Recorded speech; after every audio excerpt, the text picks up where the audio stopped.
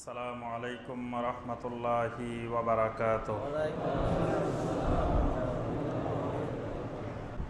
ওয়া লাহমাল খিনজির, লাহমাল খিনজির শূকরের গোশত। খিনজির, খিনজিরের মধ্যে দেখেন 5টি অক্ষর আছে। আপনি শূকর বললে একটা নেকিও পাবেন না, খিনজির বললে কয়টা নেকি পাবেন? 50 নেকি পাবেন।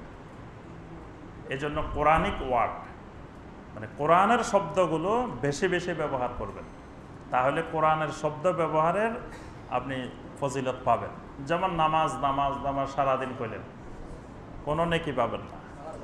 সলাৎ যখন বলবেন তখন আপনি 40 নেকি পাবেন।